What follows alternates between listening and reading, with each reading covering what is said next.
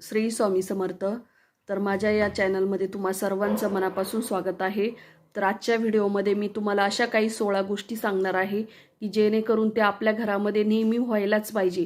कारण घर म्हटलं की प्रत्येक गोष्टी येतात आणि ते व्यवस्थित झालं तरच घराला घर पण येत असतं आणि आपले बरेचसे कामं हे त्यावरती अवलंबून असतात। आपलं चांगलं जे काही चांगलं वाईट जे काही आहे ते आपल्या घरावरती बरंचसं अवलंबून असतं आणि आपल्या वागण्यावरती, राहण्यावरती या गोष्टी अवलंबून असतात। त्यामुळे आपल्या घरामध्ये आपण या गोष्टी नक्कीच बदल करू शकतो आणि आपलं सुखी आयुष्य करू शकतो। तर सर्वात प्रथम आहे की आपण सर्वच जण स्वामींचे भक्त आहोत, स्वामींचे सेवेकरी आहोत। तर आपल्या घरामध्ये दररोज श्री स्वामी समर्थ हा जप एका व्यक्तीने तरी किमान 108 वेळेस केला पाहिजे। म्हणजे 108 म्हणजेच एक माळ जप आपण केला पाहिजे। आपल्या घरामध्ये हा देवाचा, तुमच्या ज्या देवावरती भक्ती असेल त्या देवाचा तुम्ही 108 वेळेस नावं घेतले तरी चालेल। आणि 2 नंबरला आहे की आपला सर्वात आधी की आपला उंबरठा नेहमी आपण स्वच्छ पाण्याने दररोज पुसायचा आणि त्याची पूजा करायची आहे।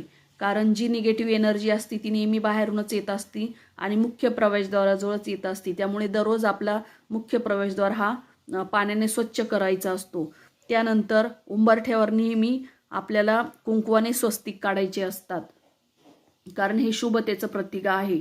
नंतर 3 नंबरला आहे की उंबऱ्याला आपण कधीही लक्ष्मीचे पावलं चिकटवायचे नाही। कारण लक्ष्मीचं पावलं आपण जर चिटकवले तर त्यावरती आपण ये जा करत असतो आणि आपलेच पाय त्या लक्ष्मीच्या पावलांना लागतात। त्यामुळे ही चूक आपण कधीही करायची नाही। नंतर आहे की घराचा मुख्य दरवाजा हा सकाळ संध्याकाळ थोडा वेळ तरी आपण उघडा ठेवावा। कारण असं म्हणतात की जी निगेटिव्ह शक्ती आहे ती जात असते आणि पॉझिटिव्ह एनर्जी आहे ती आपल्या घरामध्ये येत असते। त्यामुळे आणि लक्ष्मीचा वास सदैव दारं उघडं ठेवल्यामुळे लक्ष्मी आपल्या घरामध्ये येत असते। त्यामुळे शक्यतो संध्याकाळच्या वेळेस, तिन्ही सांजेच्या वेळेस आपले सर्व ही दारं खिडक्या ह्या उघड्याच पाहिजे।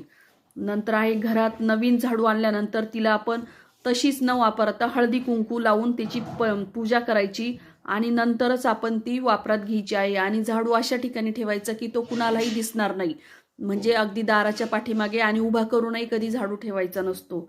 नंतर आहे ती घरात तिन्ही सांजेला आपण कधीही घरात झाडू मारायचा नसतो, कारण लक्ष्मी येण्याची वेळ असते ती। तर नंतर आहे दररोज सूर्याला पाण्याचा अर्घ द्यावा। अर्घ द्यावा म्हणजे दररोज आपण सकाळी उठल्यानंतर, अंघोळ झाल्यानंतर आधी ज्यावेळेस सूर्य उगवतो त्यावेळेस आपण पाण्याने एका तांब्यात पाणी घ्यायचं आणि सूर्याला नमस्कार करून पाणी अर्पण करायचं आहे। यामुळे घरात लक्ष्मी सतत नांदत असते आणि आपल्याला एक प्रकारचं पाठबळ मिळतं आणि एक शक्ती, एक प्रकारची आपल्यामध्ये ऊर्जा तयार होत असते आणि आपल्याला चांगल्या प्रकारे दीर्घ आयुष्यही मिळत असतं।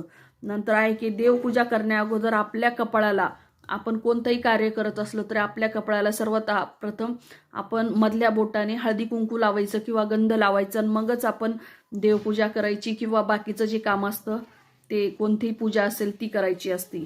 नंतर घरामध्ये लादी पुसताना आपण त्या पाण्यामध्ये थोडे खडे मीठ टाकायचं आहे आणि थोडी हळद टाकायची आहे।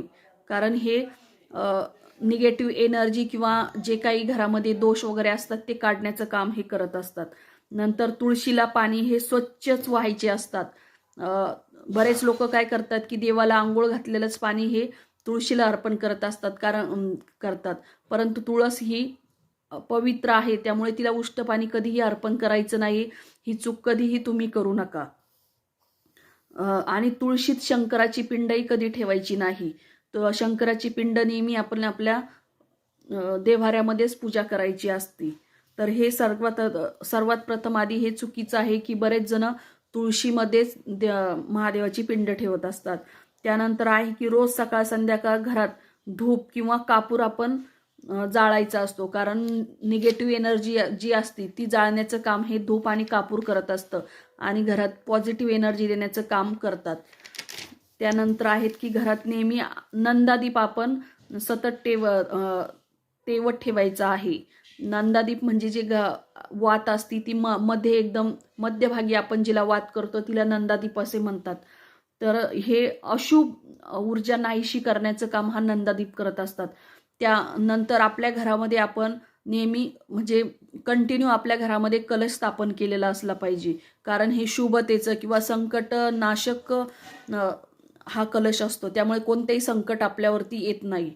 नंतर आहे की घरामध्ये कोणीही एकमेकांना अपशब्द किंवा वाईट शब्द बोलायचे नाही, कारण आपल्या घरामधला जो वास्तुपुरुष असतो तो नेहमी तथास्तु म्हणत असतो, त्यामुळे आपल्या घरामध्ये नेहमी पॉझिटिव्ह विचार किंवा पॉझिटिव्ह पद्धतीनेच आपण एकमेकांशी बोललं पाहिजे.